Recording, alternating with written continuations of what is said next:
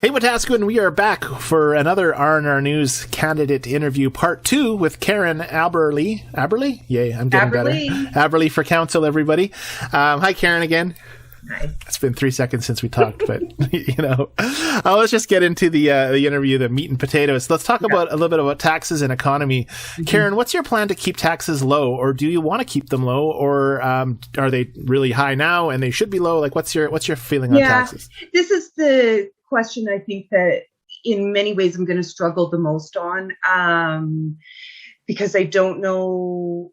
I can read agendas and I can watch the council, but I've never had to do that, sit down and really break it down and where cuts to be and they're not going to be. And what I always think about it is that I live paycheck to paycheck. I know I have the fancy job title and I do all these things, but I can't see my taxes going up anymore. I struggle. The joke was when I went to hand in my papers, I had to pay the city $1,000 to be not behind in my utility bills, right? So I definitely don't want to see taxes going up, but I'm also a believer in services and I'm a believer in money is needed to create the community and to live together as a community. So I don't have that exact answer right now. I need to really spend my time diving into what comes in, what goes out, and I haven't done that yet. Being that you're in a public job, like you talk to a lot of different people, and you probably have, and these could be just rumors or they could be just people's opinions, but or you may have your own opinion, but do you think that Wetaskiwin does a good job of allocating its tax money appropriately? Like, do we waste a lot of money or do we spend wisely? I think everybody looks at it and they look at it in their own, sorry, my dog, they look at it from their perspective. So I know one of the things that I hear quite often about is people get really upset about the snow removal.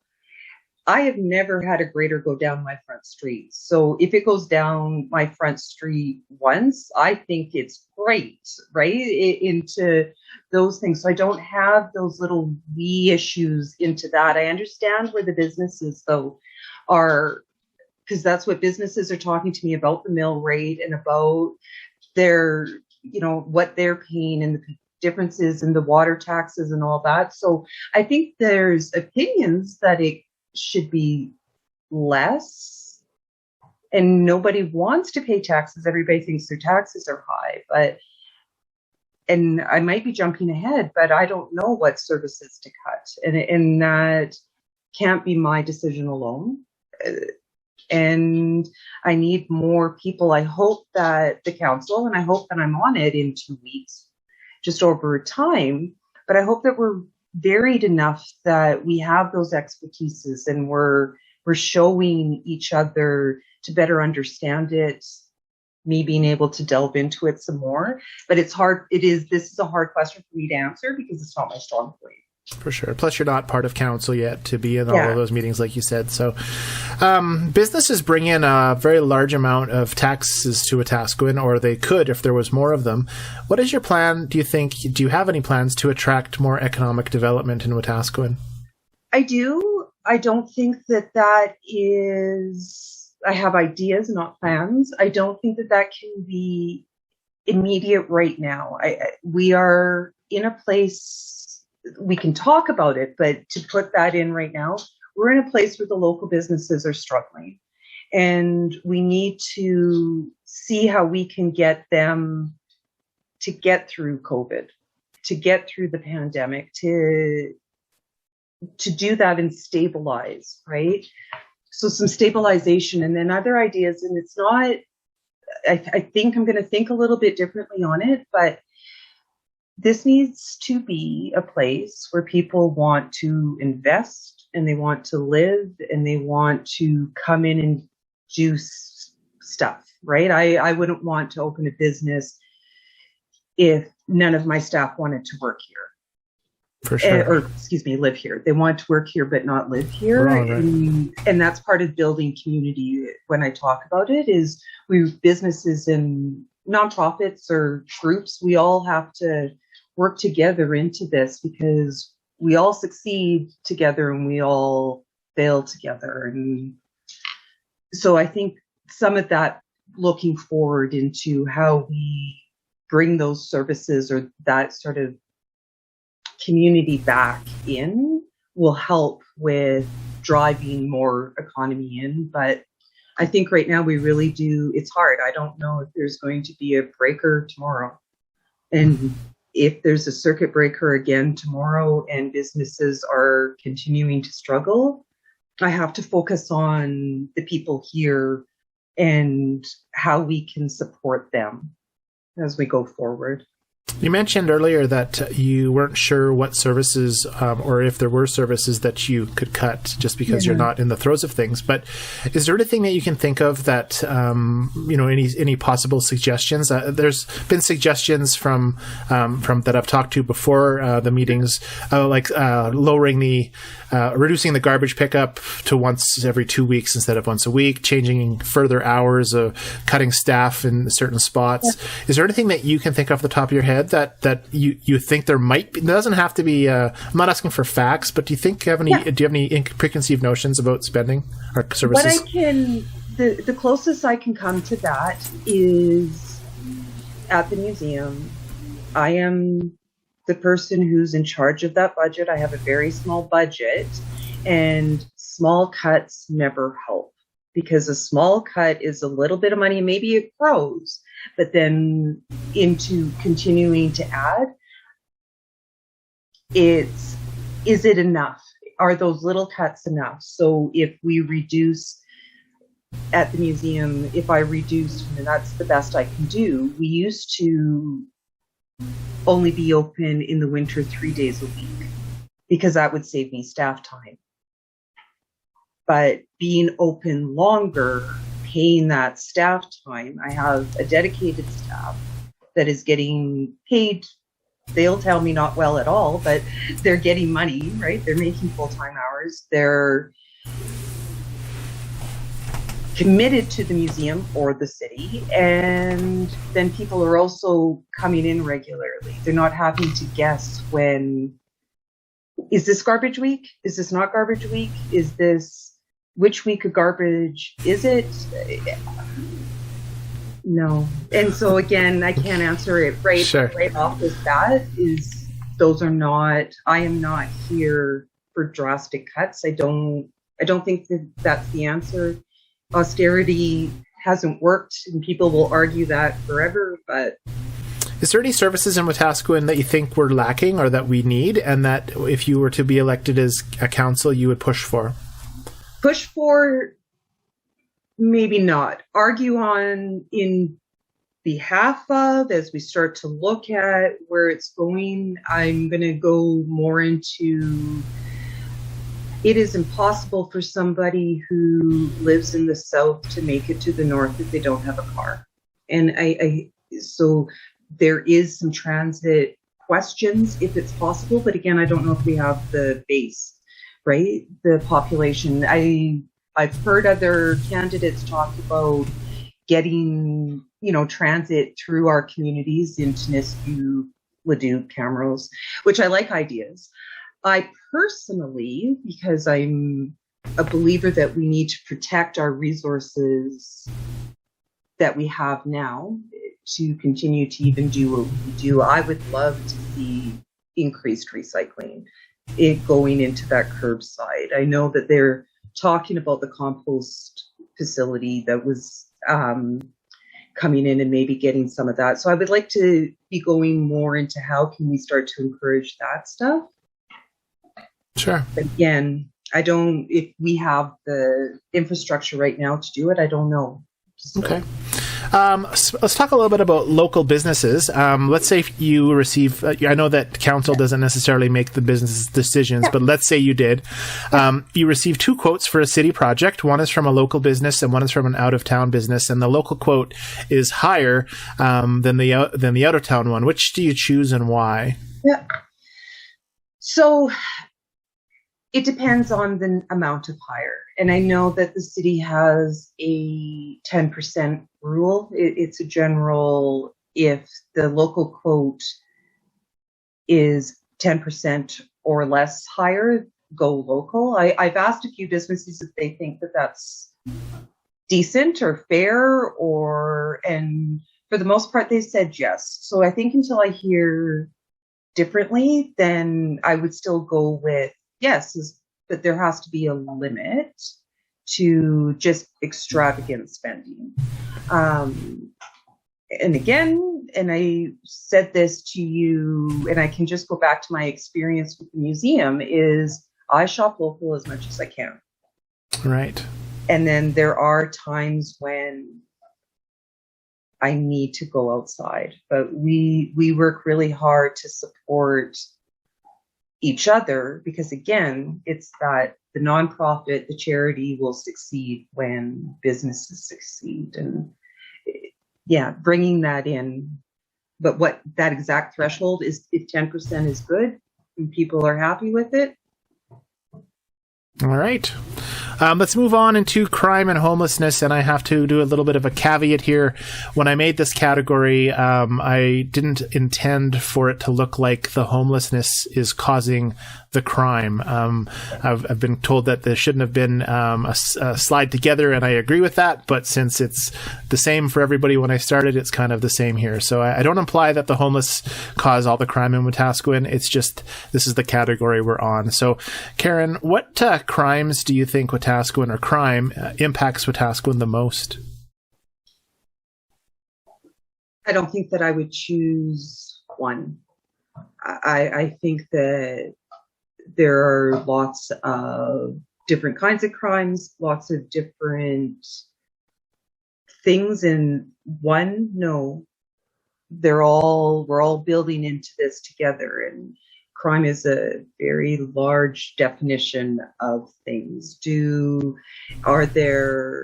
there theft? Yes. Is there domestic violence? Yes. Is there petty, nuisances? Yes. They all are impacting our community one way or the other. We have drug problems. We know that, right? There's issues going on. So do you see? I don't know. Do you yourself? One? Yeah, it's a combination of everything from what it sounds like you're trying to get across. Yeah. Do you feel like there's compared, like, and I know you're not in another community, so it's kind of just a guess answer, but do you think Wetaskiwin's crime, obviously there's that crime severity index thing, and we're always like way up on it, but do you feel, being downtown, you see people coming all the time, do you feel Wetaskiwin has a ton of crime that it's one of our major concerns in Wetaskiwin? I think that crime and personal safety and people's feeling of safety, whether it's their person or their property, is a major issue, and we need to take that seriously, yes. My levels of safety change depending on the climate that is around me. And I have lived in places where I feel way less safe than I do here in Wetaskiwin, but that doesn't unvalue other people's feelings or how I've felt at certain times. Sure. Is dealing with crime, how much of a priority is it should you get into council? So, for example, have you given any thought to when I get to council, what kind of statement I want to make, or what type of plan or thing I want to put in place to try to deal with some of the crime? Yes, we definitely, that is the number one thing that people are talking about. Everybody wants to talk to the candidates about crime. It's continuing to go 100%. It needs to be discussed because, again, if I get that seat, I'm now becoming that voice for the community at that table. So 100%, if that is what they're telling me. For sure. We should be looking at, that's what I'll look at. What about dealing with panhandling, public intoxication, the loitering that comes with that? Do you have a specific plan that hasn't been thought of from what they've been doing in the past to try to minimize that, or? No, I don't think that any idea is new ever. I think that we continue to work on very much a combined, balanced approach to it. I have a business in the downtown core. I have seen good times and bad times, and times that I feel safe and times that we necessarily don't feel safe. Do I have the answer that nobody else has thought about? Absolutely not. And it comes to working together. What are different approaches? Maybe, but I don't think I have anything new or brilliant to say, other than we just all need to start to it is that work together. And I've asked people, do we look at as citizens on patrol crime, like local crime neighborhood watch type ideas? Does that work? And I know that this is going to come up. What is going to make people feel that they can make those phone calls, and or that they can walk into a bank building, or that they can feel that they can now, it gets dark so early and they're not scared getting off at 7 or 8. If it was a Thursday night, right now it's 8 o'clock where you and I are interviewing and it's pitch black. So how I work in the summertime versus the wintertime, my safety levels change. And have you had lots of ideas are out there, and let's start talking about them rather than there's one answer. Does calling the police, in your opinion, help with those sorts of issues or bylaw? It depends. It really depends. I've never been in a situation where I've been lucky that way, where I've never been in that immediate moment. I've needed the police there with me. Last summer, the museum got broken into twice in the middle of the night. So the alarm systems went off. I was at home. They called. The police were at the museum before I was. So I cannot complain about that. But even that's my alarm system is on to the cops right away, right? And I have my video cameras, and I'm like, yep, that's somebody's in the building. I've had that. So that was immediate. Nuisance calls, though, no, I that hasn't happened.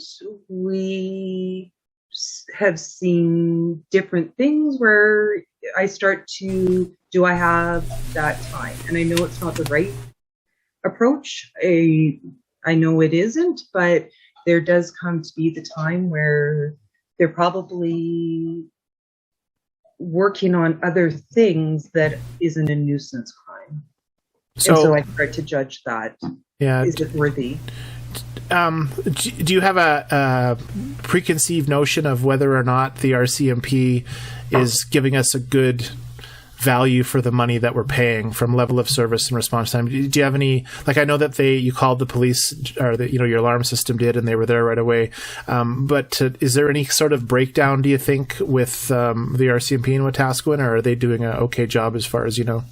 I don't want to sit here and judge specifically how somebody else is doing their job. So I would like to say, if we're seeing things that we're unhappy with, is how can we assist? I know there was a discussion, we were talking about, if you call 911 right now, you're not getting somebody in Wetaskiwin. And it becomes frustrating when you're starting to panic. And so I've done that too, where I call what museum, the one downtown, and when I'm in my panic, and one of these times it was 3 o'clock in the morning, and the alarm company hadn't gone through it. It was its question, but it was 3 o'clock in the morning. I'm on my video watching the people breaking into the museum while I'm talking to the police, and I'm struggling to get anything out other than they're in the building. It's the Heritage Museum. I'm literally across the street from you because I was panicking at that moment. And so knowledge of our community and calling into people who understand or know that community, because I've spent so much time trying that time where I'm trying to explain where the museum is while they were in the building. and it didn't happen. Is that a fault of somebody's? No. It's the way the system is. So how do we help with the system? Yeah. Rather than just say it's a horrible job. I've never understood why, in my own simple mind, why there couldn't be somebody answering the phone and then being like, Karen's getting broken into, guys, go. Like, you know what I mean? Like, just like, hello, emergency, yes, go. In my mind, it seems simple, like a simple solution, but I guess there's a lot of other stuff that needs to happen. But. And the funding that goes into that, because where do we go? Is everybody that's in that office at that point needed somewhere, and it's going to sound weird, but somewhere on our streets? And both of those times that I was in the building in the middle of the night, there were police cars at other buildings in the area. So again, that becomes, how do we support versus just sit here and judge? Sure. Now, your museum that you run is very close to where we had the homeless shelter for the last 3 years in a row. So I don't know if you have a plan or a different plan than what's being already approached from the city, but what are your thoughts to deal with the homelessness in Wetaskiwin? Yep. I think that it's very complicated. And so I joined the Guiding Coalition this summer when it happened. And a lot of that was personal for me. So when I was very young, 20 some odd years ago, I worked with homelessness and street people in Calgary. So I have very much a belief and a knowledge that we can help, we can work on these issues to try to help people. And so, and have always been like that at the museum. I've always had good relationships. If people want to call them vagrants, or they want to, I'll talk to them, I'll give them smokes, we'll have conversations, we'll do that. And then it comes to the point where it starts to become beyond that little bit. So, or beyond the general, the people you recognize, the people you know, the relationships you have. And so I was really torn. I was torn with what I was seeing going on downtown. I could see it, right? The Civic building, I'm less than a block away. I knew what was happening with my neighbors. I knew how frustrating it was continuing to get. And I was frustrated as well, because there started to be a tear between one group versus another group. And all of those conversations we had downtown with the business owners is nobody wanted people out on the street doing nothing, but wanted to know that our businesses were safe, that our livelihoods were safe. Again, during COVID, also so scared. We have spent 18 months. Am I going to lose the museum? Is 40 years of other people's work going to be gone because of this pandemic and us being closed, or the business next door, right? And a family business, is that going to go under because of this? And then the additional crime on top of it. So that was one of the things I really struggled with when all of this was coming up. And I decided that I wanted to join the coalition because I was tired of just being angry, and I was tired of just being, I don't know the answers.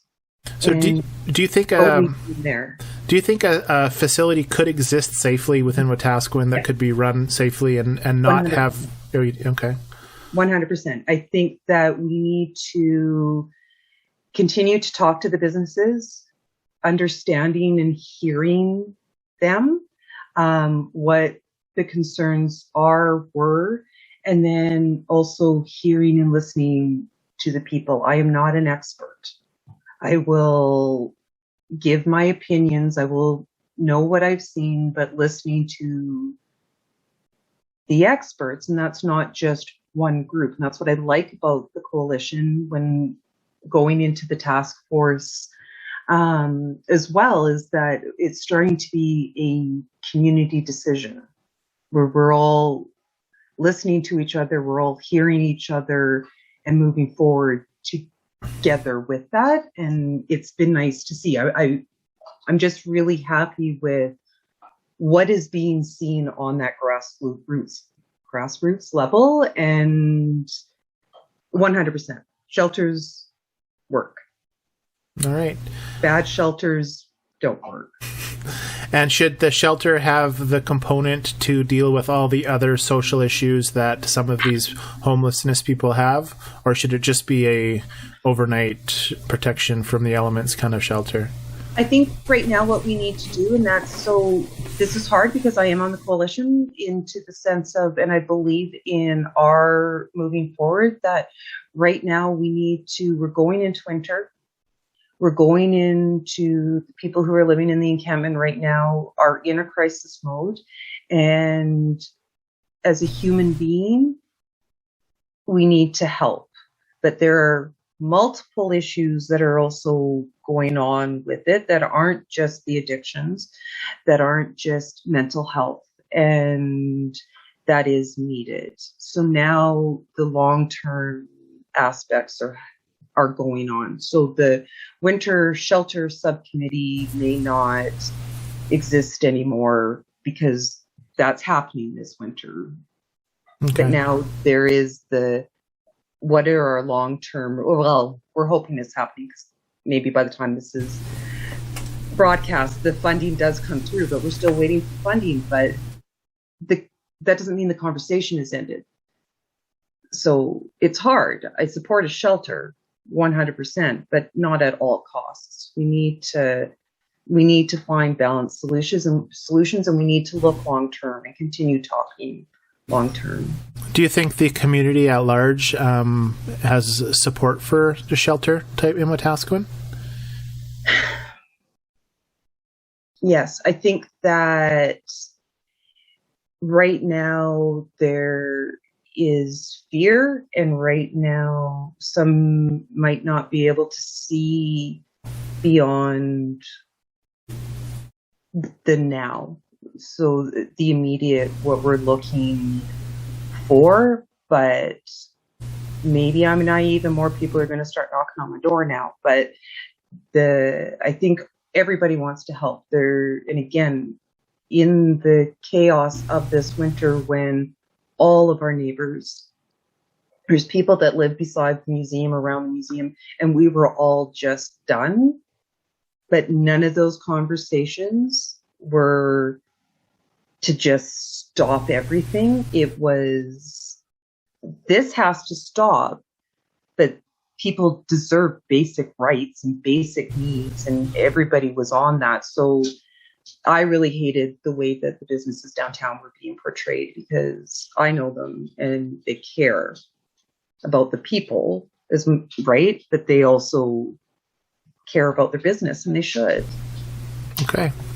Right on. Well, I'll move on unless you have other stuff to comment on. No, I don't think so. Perfect. Let's talk about our relationship with our neighboring communities. This is Muskwachees and Millet, Leduc, Ponoka, Camrose, Gwyn. How do you plan on strengthening the relationship with our communities? How do I plan on strengthening it? In many ways, doing what I already do. And so that has been the nice thing about coming in, and I keep on going back to the museum, but that is my background, and those are the relationships I have. Our mandate is City, County, Muskwachees, and we've worked very hard to get relationships and build relationships in those areas. Wetaskiwin cannot survive without strong relationships with our neighbors. And they have to be social relationships, economic relationships, the whole gamut. So continuing to do what I'm doing, you are falling asleep on me. I'm okay. Keep going. But continuing to build the relationships, I think, is one of my key things of moving forward in these next 4 years. Is those relationships need to be strong. We need each other. For sure. We're not in a silo. Right. What about truth and reconciliation initiatives? Is there anything that you think the city is lacking on or should be bringing in for truth and reconciliation? It's a hard question. And when you ask me as a person, 100%, I am very dedicated to my treaty responsibilities, understanding them, better understanding them and learning and how I can help more. So my drive, that is one of the things that drives me, is building these relationships. And I do think we need to continue to push harder, work more closely with, and I start to talk a little bit less about reconciliation, but that is a personal judgment on mine, because I think that sometimes we're getting lost in the word and not doing the work. For sure. So I'm a historian. I've been doing this forever. And even as we talk right now, I chose for tonight's interview to wear the Gotham shawl that I was given for strength to move these conversations forward. So cool. All right, let's head on to current council. And this isn't specifically individual council members. This is decisions that council has made that you think are really good decisions, like that you've heard about a motion that's passed that you've really supported and that you really like. What's council getting right, Karen? So I'm making it very clear in my campaign that I'm not on that's not the road I'm taking, is to necessarily talk about this council. So I'll say a few things. I will not say anything negative. I'm not doing an anti-campaign. So you can push me as much as you want. I think each of them made the decisions that were best for them, and I have to respect those decisions, that they made them for what their reasoning was. I was really, really, really happy with the 50-year vision. And I know that some of the complaints or the anti-talking about it was talking about waste of money and waste of those sorts of things, right? Is this the time to do it? And I just always go back to, if we don't know where we're going, right, it doesn't matter. And it's an Alice in Wonderland quote, but that is what council should be focusing on, is focusing on their strategic direction. That is why we get together, is to build that future, use our 4 years to look to how this is going to happen out there, how we're going to get there. So I really like the vision. And I know that's going to be a question, right, that you had. It was one of the last questions that you were going to give us. But yeah, I have my visions, but the community had its vision too. And then 10% is a good number. Will we get 10% of our population voting? Right? And I think 30% voted in the by-election, I think. Ooh, good. But yeah, I don't think it's that low. If it was 10%, that would be people to, yeah, and I don't. Yeah. For 10% of our community to engage in that way shows that there were things that the community wanted to go forward in. And that was in the beginning of COVID. And I know they talked to me as one of the heritage people.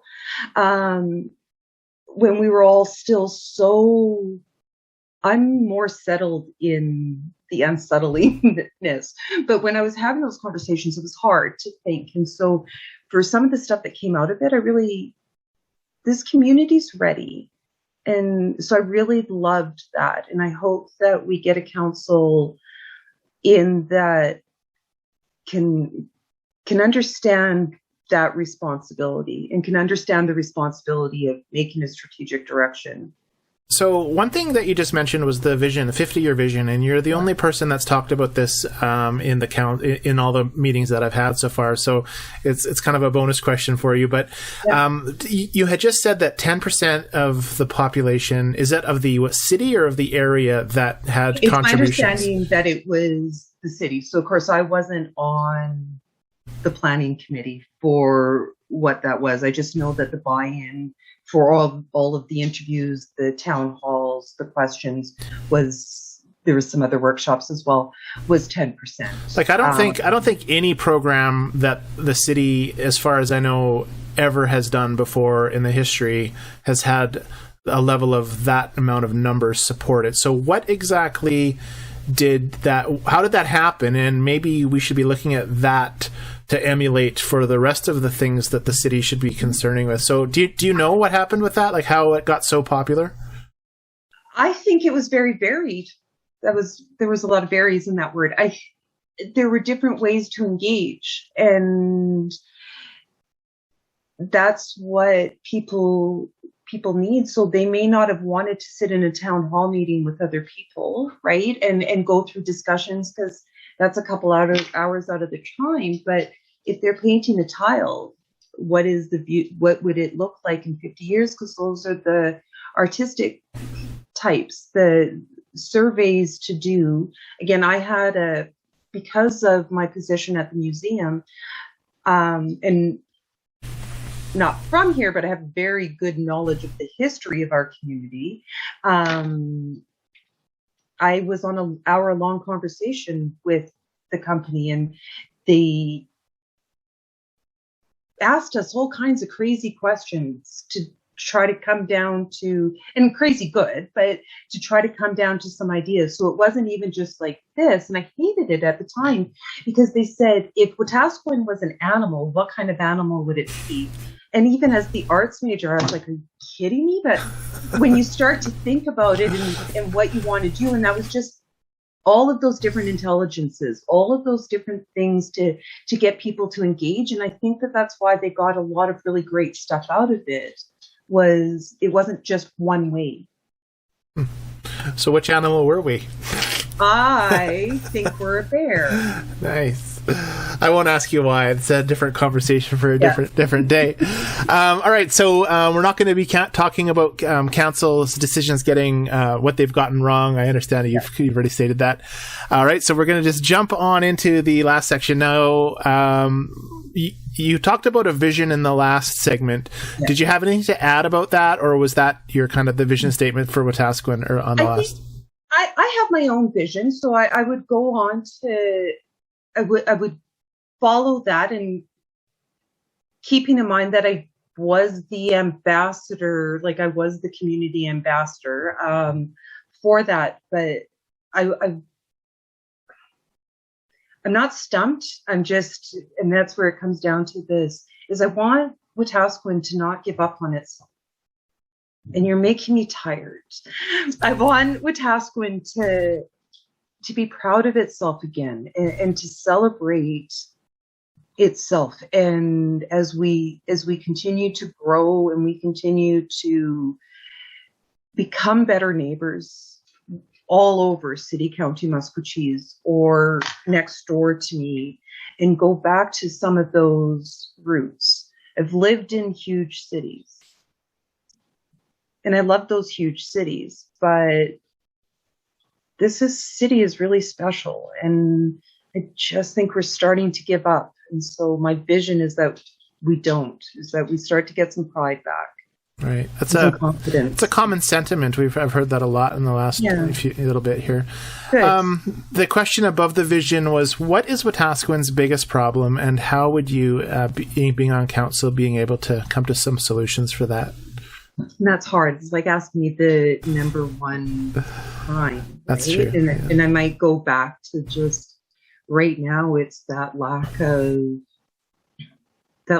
pride, and that lack of, we're starting to divide more. We're starting to be, I like chicken because I'm thinking the chicken hats, and I like beef, right? And sure. Do you think that has to do with COVID-19, or do you think that has to do with the divisionness between homeless, like the homeless the homeless topic in our Wetaskiwin? Like, where do you see the most division stemming from in our community? No, I don't think that there's any one. I don't think that there's any one, and they're all building on each other. So as we start to talk, the minute we start to talk us versus them, everything's going to be us versus them. It's going to be cats versus dogs. And I'm trying not to use any specific or type of group of people, because it just becomes so much easier. And then that's not looking at us. Right. Right. And I think we need to look at us. For sure. What about a fairy tale question? What if you had access to unlimited resources? What's the first few things you would do with unlimited money for Wetaskiwin? And I know, and I looked at that, and it's the fantasy question, and I don't live in that world. And you would love to laugh. So I'm very, arts and culture is my thing, right? So I would love to see more going into that in the nonprofit sector. But just because that's my thing, people want bigger houses, or people want the, by the lake park to have more trees and all of that. It's just, I can't answer that because I read fantasy. I don't live in it, right? Sure. The question, I think, is more about how you would answer it anyways, so not necessarily what you'd say on it. So interesting. A couple of bonus questions. One is on COVID. Do you think that the city of Wetaskiwin, because our vaccination rates are lower than the provincial average, and in the past, the city council has gone over and above with additional restrictions. The example is the 15 people infected for the mandatory masks before it was made mandatory across Alberta. Should the city of Wetaskiwin look at additional, and again, you're in the museum, which has been cut several times, so I have a feeling I know the answer, but should the city look at doing any additional protective measures to help protect our citizens from getting and catching and dying? I'd be interested to see what you thought I was going to say. Well, you, as a business owner in a business that gets shut down, like I have a business as well, and because I was making things for essential services, my business wasn't impacted as much as your business was. Your business was a museum, and those were shut down completely, right? As far as I know. Yep. So I was able to still pay the bills I'm not in a situation where it threatens my business. But so if the city would have said to me, shut your doors, you can't come in, well, then I'd be like, whoa, I can't eat, I can't feed my family, just like they did to you, right? And, your museum is still here, thankfully, it's not gone. But a decision that a council or a government can make can have vast, drastic impacts on a business community or an individual's day-to-day movement. So that's kind of so if I was to guess what you would say was, I would say you probably wouldn't want, because you are running a business, for additional restrictions. But that said, you want to keep people safe and you care about people. So there's kind of So I'm a toughie. So I would say one of the reasons the museum has done okay, and we're just doing okay. We're still here, and I keep on holding on that next month, right? Because I just have this feeling that a circuit breaker is going to come, and I don't know. But Kate, we're holding on, and the reason we're holding on is because my team, and that's my staff and my board, in that March had to use everything we had to start thinking outside of that box. And so again, and I've said it before about the strategic direction and where the city needs to be going into that, because we held on to that society knowledge of how this works is how else do we do this? I cannot complain about the city's economic development department or the chamber, because in those first couple months when I thought I don't know what else to do, and they really helped me with the business side of it. And my business side of the museum is growing, right? Is to start to look into that. So flexibility and innovation and looking at other ways are some of the answers, but not for everybody, because I get it. Not everybody can be, and now I'm going to focus on this part of my society. But one of the things that we really struggled with and it was before provincially they came out with the non-passport passport, was an impossible decision for business owners. Yeah, like to make us decide instead of having them just tell us. I agree. I totally agree with that. So, because now I had to choose. And I didn't get to totally choose because I survived, but I survived COVID because upped my retail in the museum. And that is why we survived. Right.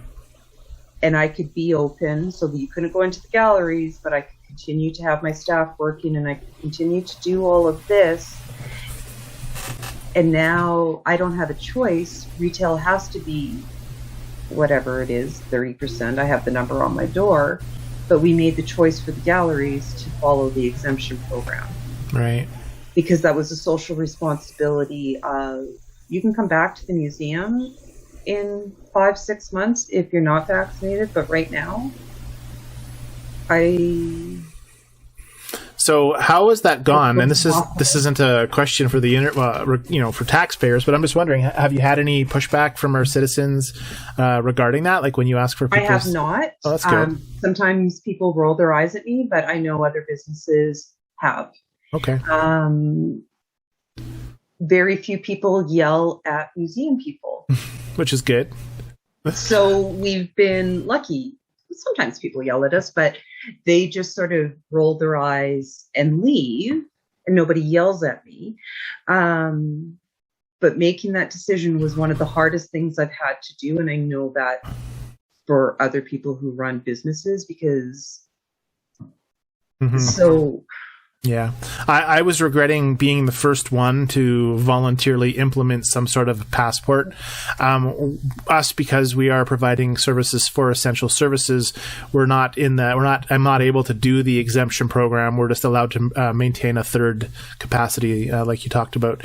But when I was looking at, the government was saying it's volunteer, I was like, who wants to be the first one that's trying to tell customers they need to vaccinate and be the ones that, anyways. And another bonus question. We just went through a federal election. How do you feel about the outcome of that election, Karen? And again, it's the question and everybody wants to know. And federally, this is a municipal election, and at that point, there's been a few people who would love to know the standing of the candidate, like whether they're NDP, Liberal, Conservative, Green, and so obviously it's a question that I hadn't put on the sheet, so you don't have to answer it, or you can say I'm a combination or whatever the answer is. But I am not when it comes to municipal politics. Right. Personally, somebody thinks that me saying what I'm going to do on one level, we have 3 levels of government for a reason. Right. And so I can think beyond a party. And that's all I'm going to say is, for sure, I have my own thought processes. Great.